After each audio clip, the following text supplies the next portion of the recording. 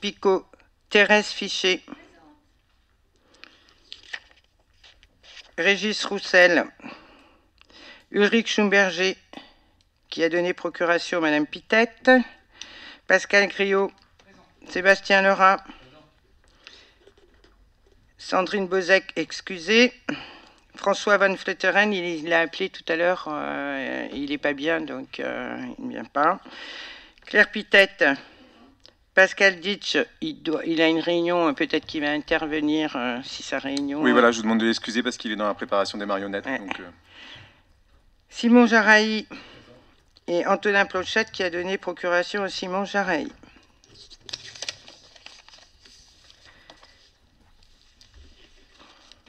Donc le quorum est atteint. Je vais faire passer le PV du dernier conseil.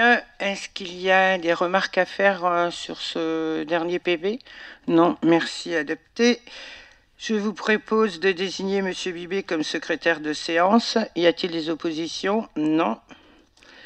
Alors, on va commencer par la première délibération qui est la modification des statuts de l'Intercom Bernay Terre de Normandie. Donc, les statuts de l'Intercom prévoient en leur article 2 l'adresse du siège de la communauté de communes. En 2018, ils avaient délibéré afin de permettre la construction d'un nouveau siège au 1025 route de Broglie à Bernay, dont l'entrée sur site devrait se réaliser d'ici le 1er octobre 2023. La modification du siège doit s'opérer par une modification statutaire. Donc les communes sont amenées à se prononcer sur cette modification. Finalement, c'est le transfert du siège social qui sera au 1025 route de Broglie. Y a-t-il des questions? Pas de questions, donc on passe au vote. Qui est contre? Qui s'abstient? Adopté. Je vous remercie.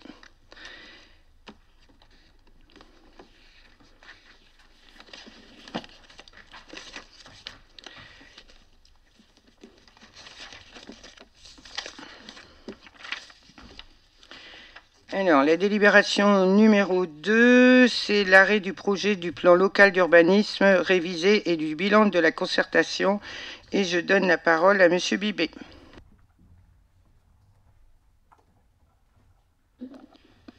Merci Madame le maire.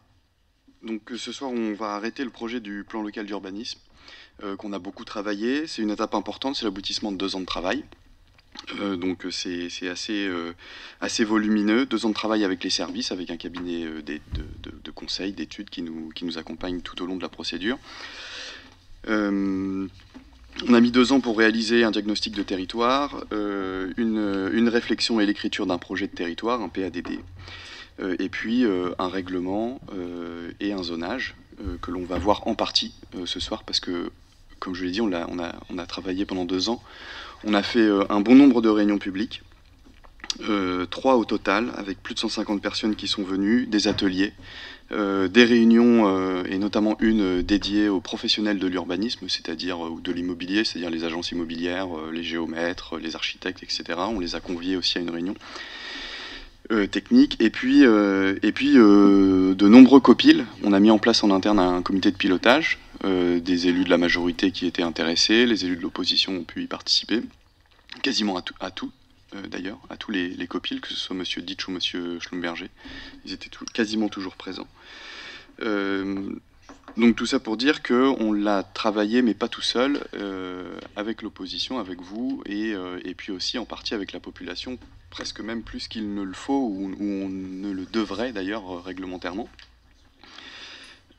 Et donc finalement, un PLU, pour rappel, c'est pas juste un document technique et réglementaire, c'est surtout un projet d'aménagement, c'est un projet d'avenir pour la collectivité. Et on aurait très bien pu laisser ça en plan depuis qu'il existe, c'est-à-dire depuis 2010, avec Madame le maire et notre équipe, mais on a souhaité le réviser. On aurait pu attendre 2026, puisque la loi oblige les intercommunalités à faire un plan local d'urbanisme intercommunal. Mais on a préféré prendre les devants, écrire notre avenir plutôt que d'attendre que d'autres l'écrivent à notre place. Et au moins en 2026, on arrive armé auprès de l'Interco et de la future intercommunalité en 2026 qui devra entamer la création d'un plan local d'urbanisme intercommunal. Donc nous, on aura déjà quelque chose d'écrit, une vraie stratégie de territoire et qui est partagée et donc qui pourra bien peser dans l'intercommunalité un peu plus tard. Un grand objectif, c'est inciter le projet. Vraiment, on souhaite que le projet du particulier, du propriétaire, du professionnel puisse avoir lieu à Bernay en faveur de la dynamique démographique, mais aussi de la qualité de vie. Et donc, voilà, quand on sait qu'il y a des enjeux très forts de transition écologique et de réchauffement climatique, même sur nos territoires, eh bien, il faut savoir bien manier ce qu'est le dynamisme économique ou le dynamisme démographique, tout en réfléchissant un peu en intégrant les enjeux climatiques. Donc c'est la qualité de la construction, c'est la nature en ville, c'est plein de choses qu'on a travaillé pendant 2 ans. Et ce qui me permet de voir avec vous ce soir une première slide, une première image, diapo, qui met juste en parallèle les différences qu'on a pu faire en termes de zonage par rapport au PLU de 2010 et le PLU projet de 2023. On a fait un travail plus fin pour adapter notamment la règle en fonction de la forme urbaine. Vous voyez qu'en 2010, par exemple, je vais donner 2 exemples concrets. En 2010, les maisons avec jardin dans le quartier dans lequel on est aujourd'hui, l'abbaye et puis la mairie et puis les maisons qui sont derrière nous, devant vous, pardon, étaient traitées avec la même règle que la rutière. Et donc il y avait le même droit à construire. C'est-à-dire que demain, un porteur de projet pouvait détruire ou réhabiliter une maison de maître qui est devant vous et pouvait construire un ensemble immobilier comprenant 50, 60, 80 logements s'il voulait, il pouvait, grâce à l'urbanisme, au PLU. Alors je ne sais pas si on l'aurait autorisé, mais en tout cas il le pouvait réglementairement, donc on a eu un découpage un peu plus fin, notamment pour rendre cohérent la forme urbaine et le règlement. Donc ce qui fait un tout petit peu plus de zones, notamment par exemple dans le centre-ville. Un autre exemple, c'est dans les quartiers. Vous savez qu'on a de l'habitat collectif et de l'habitat pavillonnaire. Et pareil, il n'y avait aucune différence. Et donc les règles la densité le droit à construire était le même partout. Donc pareil, on aurait pu imaginer que 2-3 pavillons soient achetés et qu'on fasse un collectif à la place. Et donc on a voulu un peu... même pas un peu, mais totalement adapter le zonage au règlement. Autre élément qu'on voulait évoquer avec vous ce soir, c'est le sujet du commerce en centre-ville. Finalement, à travers le PLU, on a essayé d'esquisser une vraie stratégie de protection du commerce en centre-ville, pour à la fois maintenir mais aussi le redynamiser quand il le faut. Redynamiser un tissu qui est déjà très dense. On a la chance d'avoir un tissu commercial assez dense à Bernay. Et finalement de protéger le commerce de proximité. Donc ça passe par... on a mis 2 exemples là ce soir, mais ça passe par 2 décisions que l'on a inscrites dans le marbre dans le plan local d'urbanisme. La première, c'est de protéger sur un linéaire de protection élargie le commerce et l'artisanat. Donc ce sont les rues de Morsan, Michel Hubert Descours, Robert Lindé, Albert Parisot, Place Gustave-Héon et Gambetta et rue de l'Abbatiale. Donc finalement toutes ces rues un peu parallèles et adjacentes à la rue principale, on a mis une protection élargie. Ça veut dire quoi? Ça veut dire tout simplement que l'on interdit de transformer le rez-de-chaussée qui est actuellement en commerce en habitation. C'est tout simple et basique.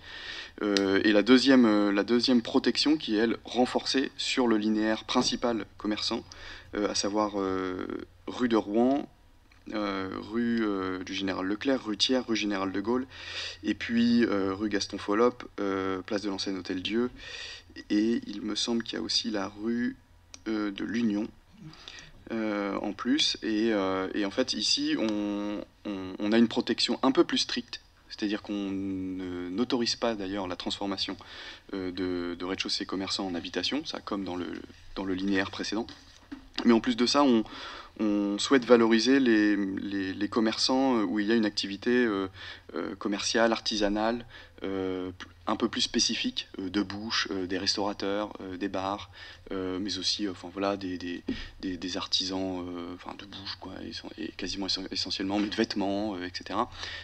Qu'on évite la surpopulation, entre guillemets, de commerçants liés à un service privé. Parce qu'on estime qu'il y en a déjà beaucoup sur cette artère, et donc on souhaite un petit peu raisonner ces implantations pour favoriser le dynamisme commercial. Voilà, donc ça c'est une volonté assez forte aussi, parce qu'on voit aussi qu'il y a des villes qui se transforment en activités très... on n'a rien contre les agences immobilières, contre les banques, etc. C'est pas du tout ça le sujet, mais c'est juste qu'on peut se dire quand même que c'est une activité qui plombe un petit peu le centre-ville. Le côté comment dire, locomotive de ces structures-là n'est pas à remettre en cause. C'est vrai, ce sont des locomotives, à certains horaires, et de toute façon, il en existe déjà beaucoup des locomotives dans le centre-ville de ce type-là. Et donc c'est pour ça qu'on veut, sur cette artère-là, plutôt favoriser la redynamisation par le commerce, l'artisanat de proximité, de bouche, avec un lien commerçant et de consommation. Voilà, je cherchais le mot depuis tout à l'heure, et c'est la consommation qui nous intéresse le plus. Aussi, on a conservé les pôles commerciaux dans les quartiers, au Bourg-le-Comte et au Stade, notamment parce qu'ils ont un rôle de proximité extrêmement important, et donc on ne les a pas retirés et rayés de la carte. Ensuite, je voulais aussi évoquer le sujet du traitement des hameaux, parce qu'il y a aussi là un changement assez fort de notre part. Avant, ils étaient zonés en ce qu'on appelle le NA, c'est naturel aménageable. Aujourd'hui, ça n'existe plus dans la loi. Soit c'est une zone urbaine, soit c'est une zone naturelle ou agricole. Et donc il a fallu faire des choix, soit on le mettait en zone urbaine, soit on le mettait en zone naturelle ou agricole. Et il s'avère que pour certains hameaux, il n'y avait aucun sens de les mettre en zone urbaine, parce que ça n'a pas les caractéristiques d'une ville. On a la chance d'avoir une ville et une campagne qui caractérisent notre ville et donc notre commune, et donc c'est pour ça qu'on a voulu le conserver. Et de toute façon, on n'aurait pas pu urbaniser de manière assez forte ces hameaux, puisque la tendance actuelle et la réglementation nationale actuelle, il est plutôt dans la préservation de ces espaces. Et donc, on a fait le choix de zoner en N et en A les anciens hameaux, à l'exception de la Malouve et de Champeau-la-Pilette, pour des questions de proximité au centre-ville, mais aussi pour des questions d'aménagement d'urbanisme qui a déjà eu lieu et qui a changé le caractère rural, on va dire, de ces hameaux. Et en revanche, on n'a pas souhaité figer l'évolution des hameaux, malgré le fait que l'on mette en zonage agricole ou naturel.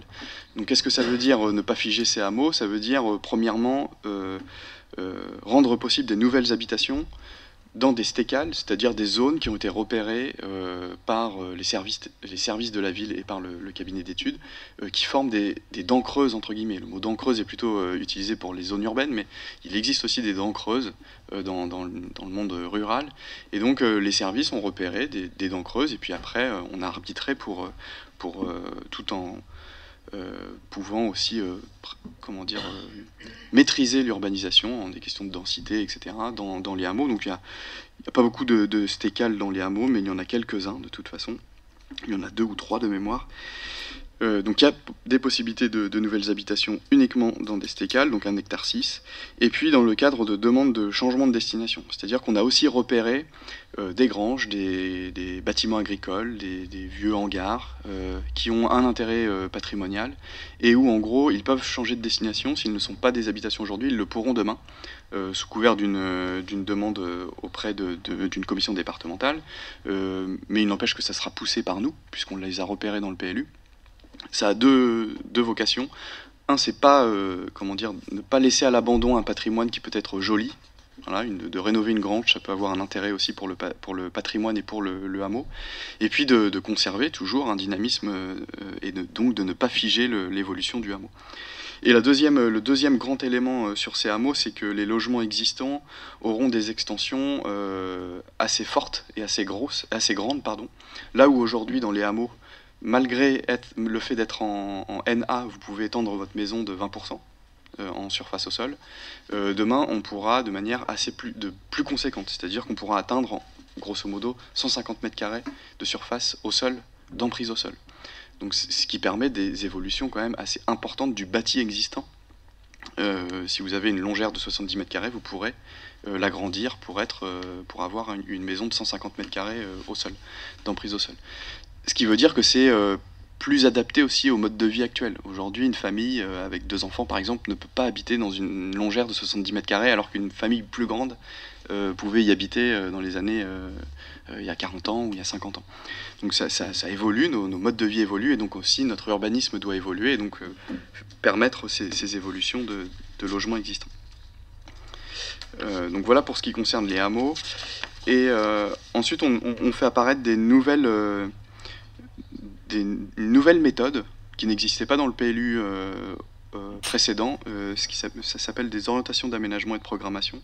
En gros, c'est des volontés politiques sur certains quartiers, notamment en zone dense, notamment dans le centre-ville, à la fois pour maîtriser ce qu'il va se faire sur cette zone, et en même temps donner envie aux propriétaires de faire quelque chose sur ces zones.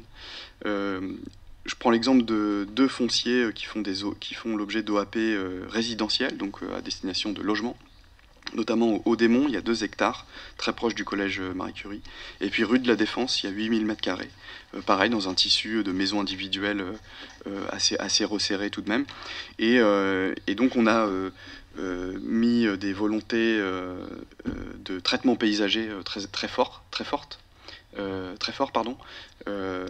des formes urbaines particulières, avec notamment liées à la densité. Par exemple, au Haut-des-Monts, sur 2 hectares, on propose de faire 50 logements, ce qui nous paraît être cohérent avec le tissu environnant, et en même temps pas trop les uns sur les autres, comme on peut voir dans d'autres collectivités.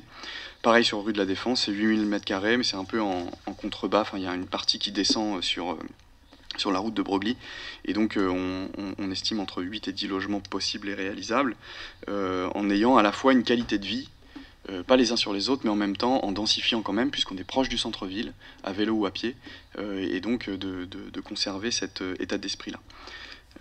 Et puis on a fait aussi une OAP gare sur un quartier qui a déjà un peu muté grâce au cinéma, qui peut potentiellement muter aussi dans sa zone économique qui est la couture. Mais c'est plus une OAP d'aménagement, parce qu'on sent qu'il y a du logement social qui mériterait d'être restructuré par les bailleurs. Vous savez, c'est 2 ou 3 ensembles collectifs qui sont, qui ont été rénovés il n'y a pas si longtemps que ça, mais qui méritent quand même d'avoir une attention. Il y a 4 ou 5 maisons de logements sociaux aussi pareil à proximité. Et puis en fait, il y a un sujet de cheminement piéton, de cheminement vélo aussi entre le lycée, la résidence Liliane Carpentier, et puis la prairie, et puis le cinéma. Donc c'est une OAP de principe d'aménagement plutôt que de construction. Et puis toujours aussi gérer les limites séparatives de manière très paysagère dans le quartier de la Couture, qui risque d'accueillir des activités dans quelques temps. Mais voilà, qu'on ait un traitement paysager des limites séparatives, parce que c'est un échec qu'il y a eu dans les aménagements des zones économiques. Aujourd'hui, les zones économiques ont été aménagées pour accueillir les entreprises, mais pas forcément en réfléchissant aux liens entre les parcelles.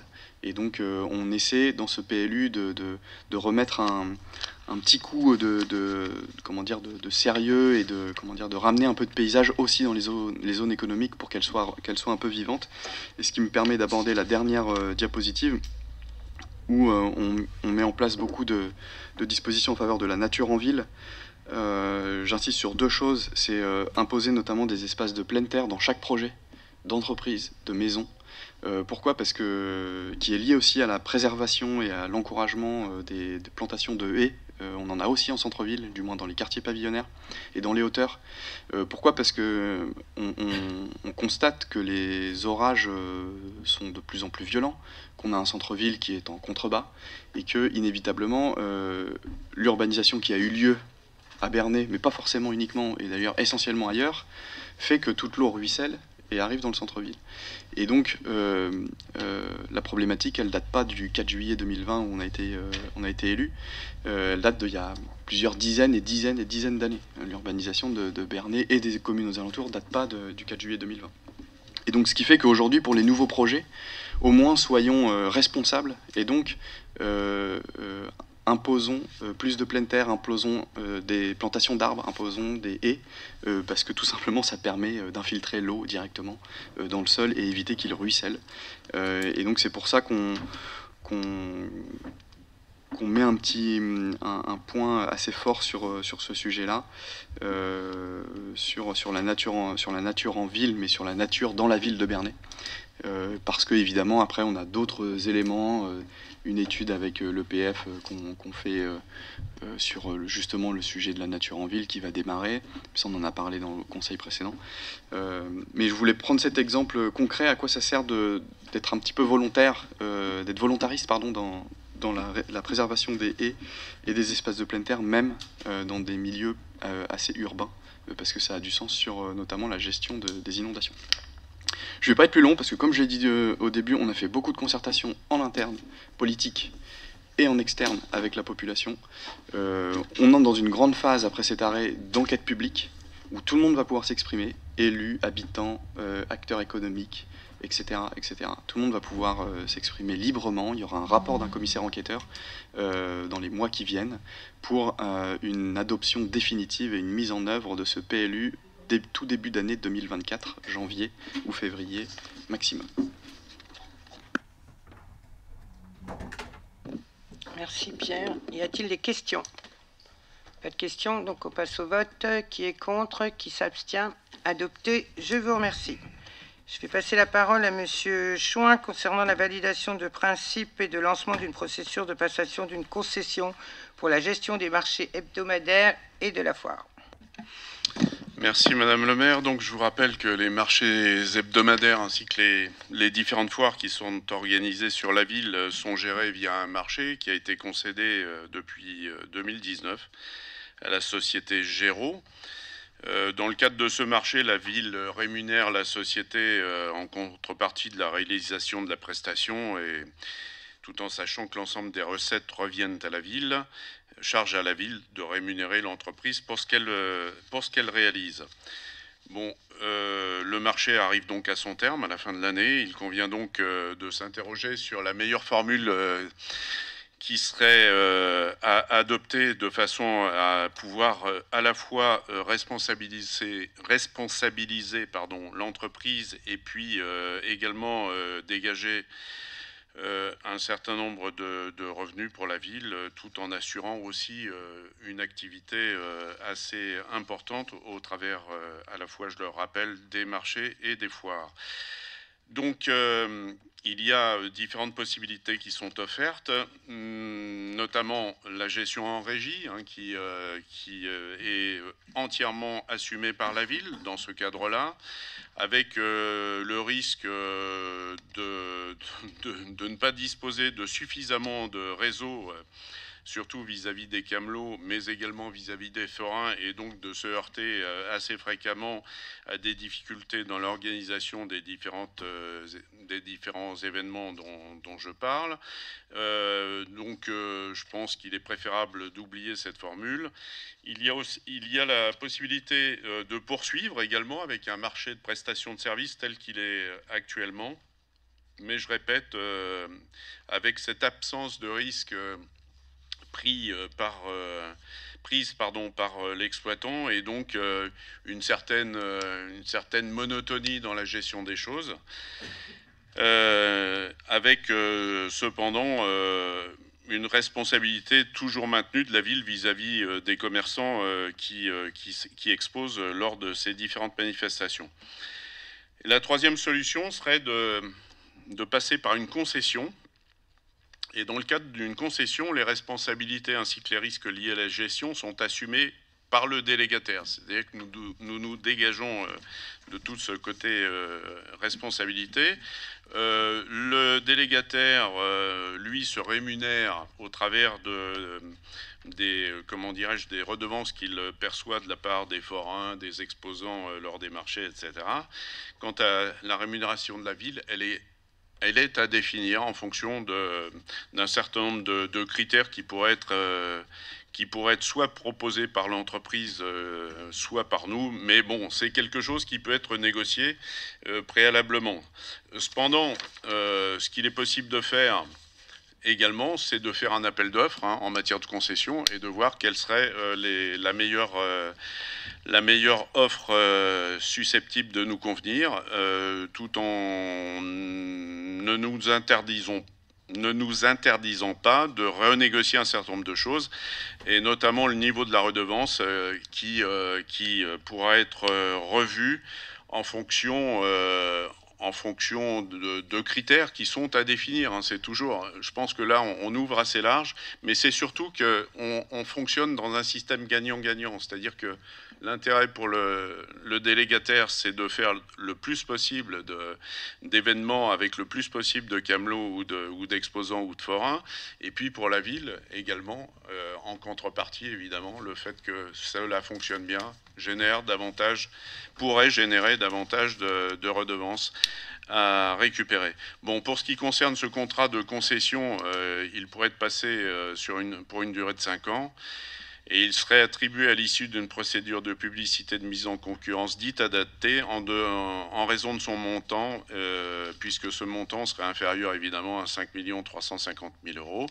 Je dois dire que c'est la formule que nous vous proposons d'adopter, donc la concession, un contrat de concession vis-à-vis d'une société qui reste à définir, puisque un appel d'offres serait envoyé, enfin serait proposé. Voilà, Madame le maire. Merci, M. Choix. J'avoue que dans notre contrat municipal, on avait envisagé que ça soit fait en régie. Aujourd'hui, on peut constater qu'il faut être un peu vraiment du métier pour que ça se passe bien, puisque la relation avec les camelots, nous ne l'avons pas.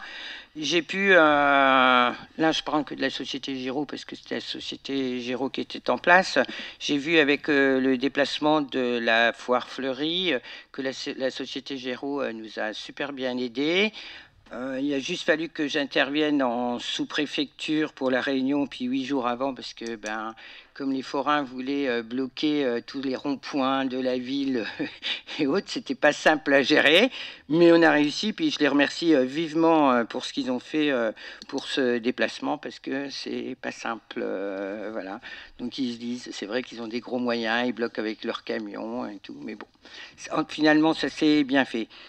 Donc pour l'instant, de ce qui est en régie, si on devrait parler en régie, nous, on n'a pas le personnel pour la mise en place d'une régie. Et puis, il faut vraiment connaître tous les tenants et les aboutissants. C'est vrai qu'on pourrait dire que la société Géraud, qui avait le marché, n'avait pas beaucoup développé la venue de nouveaux commerçants, parce que ça, c'était pourtant dans leur marché.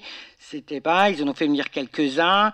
Il fallait les rappeler un peu à l'ordre. Mais bon, voilà. Enfin, sur l'ensemble, depuis 2 ou 3 ans, bon, j'ai rien à leur reprocher. Donc, c'est vrai que le marché de concession, c'est... on va dire le marché le plus simple pour la commune, parce que fin de compte, ils sont responsables de tout. On a quand même notre mot à dire, même si voilà, on a quand même notre mot à dire sur cette procédure, et puis on peut être actif au niveau de cette concession. Ils ont tout intérêt à le développer, c'est ça. C'est pour eux, plus de camelots, il y aura de camelots ou de marchands non sédentaires sur le marché, plus leur marché va leur rapporter. Aujourd'hui, ils n'avaient pas vraiment cette obligation. Ils devaient faire venir tous les ans de nouveaux commerçants, mais c'était pas toujours fait. Ils en ont fait venir 2-3, mais voilà. Donc, avez-vous des questions sur ce sujet, Madame Pitette?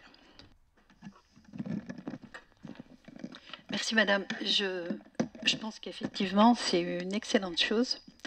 Je n'ai pas très bien compris, mais peut-être ai-je mal lu, savoir de quelle façon seront définis les emplacements de chacun des commerçants. C'est bien à la société C'est à de la les société déterminer. Géraud. Mais quand même, on a quand même un visu sur les emplacements. Ils peuvent pas décider qu'ils vont pas en mettre sur pendant, je sais pas moi, 50 mètres et puis après en remettre. Non, voilà, on a quand même un visu. Il faut quand même qu'on ait un linéaire, que le linéaire il soit complet d'un bout à l'autre du Oui, marché. oui, c'est ce qui me semblait. Et j'ouvrirai en disant, et pourquoi pas imaginer une concession pour le camping? Alors, je vais vous répondre, vous. Vous reprenez le sujet que vous avez mis dans le Bernier Info, où j'ai quand même souri en lisant votre petit article sur le camping. Ce n'est pas le mien, Ah, c'est celui de notre groupe. voilà de votre groupe, mais aujourd'hui vous êtes là et vous prenez la parole, c'est au nom de votre groupe. Et donc j'ai un peu souri. On dit qu'on n'a rien fait pour le camping. Aujourd'hui, les infrastructures de camping, elles sont complètement obsolètes. Aussi bien les douches, enfin les bureaux, le petit chalet là qui sert, on peut pas y mettre quelqu'un. Tout est à refaire dans ce complexe. S'il avait été en très bon état, bien sûr qu'on l'aurait déjà réouvert et on l'aurait mis en exploitation privée. Il n'y a aucun problème. Mais là, tout est à refaire. Il faut tout déconstruire et tout refaire. Il n'y a pas le choix. Et on ne peut pas imaginer qu'un privé le fasse. Hein, on peut tout imaginer, mais pour l'instant, le camping, est-ce qu'il est, on l'appelle toujours camping municipal ou on dit camping de, voilà. Ça, c'est une réflexion. D'ailleurs, il va y avoir à la rentrée un groupe, enfin une commission ad hoc comme on fait pour réfléchir à ce sujet. Qu'est-ce qu'on fait de ce camping? Est-ce que ce camping où il est bien situé? Si on regarde les gens qui viennent, même avec leur camping-car, quelquefois, ouais, ils ne descendent pas en ville parce qu'il est trop éloigné. Voilà. Quand vous regardez si vous prenez, même quand je regarde à Beaumont-le-Roger, l'aire de camping-car, elle est complète et tous, ouais. Les gens ils ont du mal à aller en centre-ville. Vous pouvez passer à n'importe quel moment de la journée, vous n'en voyez pas beaucoup qui vont vers le centre-ville.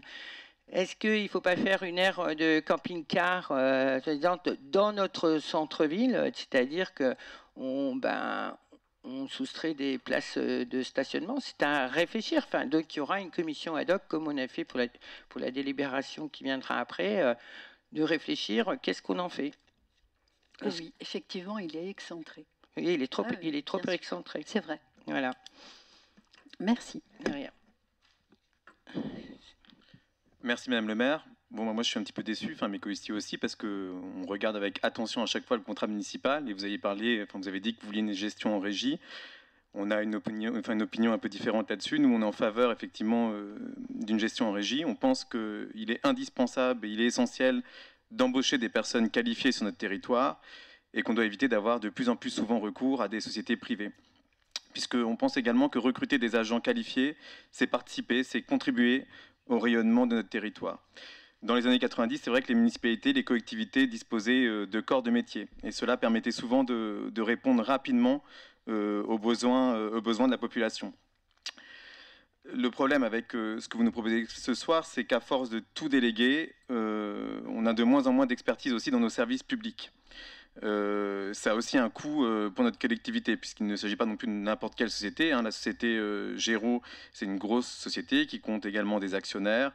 Autrement dit, lorsqu'on fait appel à ce genre d'entreprise, une partie de l'argent public est dépensée également pour enrichir les actionnaires. Alors que si nous adoptions une gestion en régie, tout l'argent public serait uniquement dépensé pour notre ville.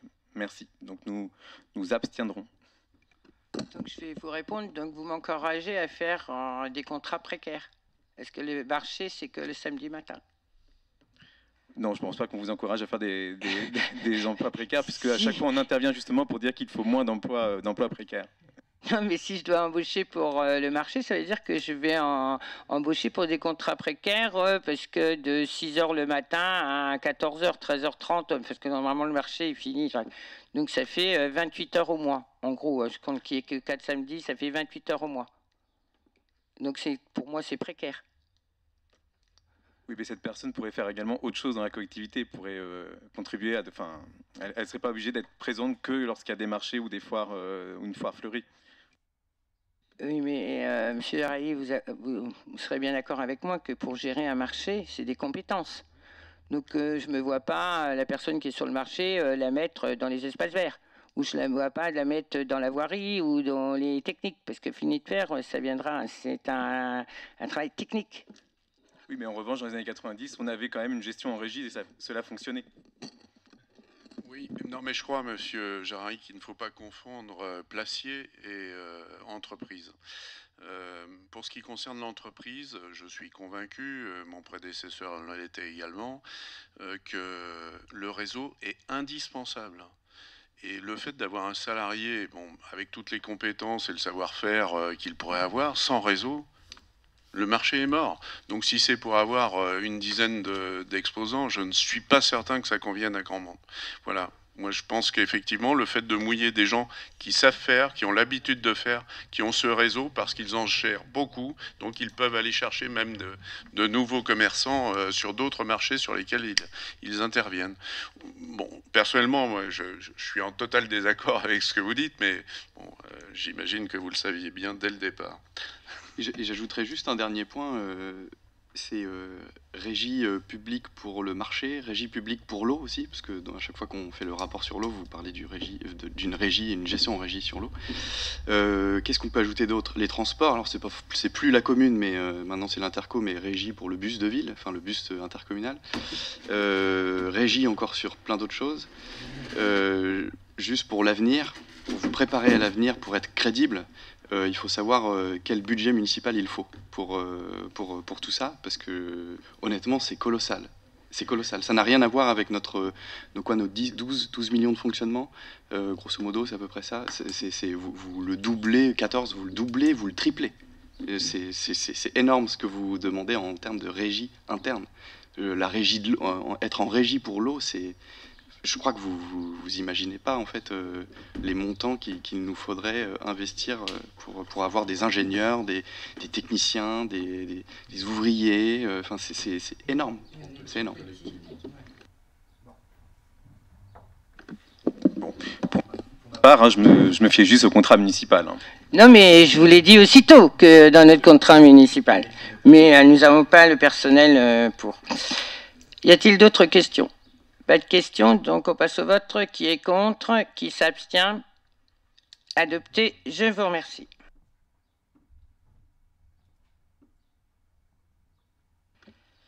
Alors, on va passer au projet de la validation d'un arbre et une naissance. Je ne sais pas si vous l'aviez remarqué, l'année dernière, à l'automne 2022, la ville avait décidé de célébrer chaque naissance parmi la population bernéenne par la plantation d'un arbre. À l'occasion de cette... Il y avait eu une cérémonie où les parents et les enfants avaient été conviés pour choisir chacun un arbre avec une petite plaquette où était apposé son prénom et sa date de naissance. Et le lieu avait été choisi sur le terrain qui est au-dessus du cimetière Sainte-Croix, mais qui a destination d'être l'extension du cimetière. Cette célébration, elle rejoignait le dispositif qui était similaire porté par le département de l'Eure, une naissance égale un arbre. La ville de Bernay a répondu donc à l'appel à projet 2023 pour bénéficier de l'appui et de l'expertise des services du département ainsi que de l'Office national des forêts, qui prendront à leur charge la réalisation de l'aménagement ainsi que des plantations. À l'issue, la ville et le département organiseront ainsi la deuxième édition de cette célébration des naissances de l'année écoulée. Et pour cela, le département a besoin d'une délibération. C'est ce que je vous propose. Est-ce que vous avez des questions ? Pas de questions, donc on passe au vote. Qui est contre? Qui s'abstient? Adopté. Je vous remercie.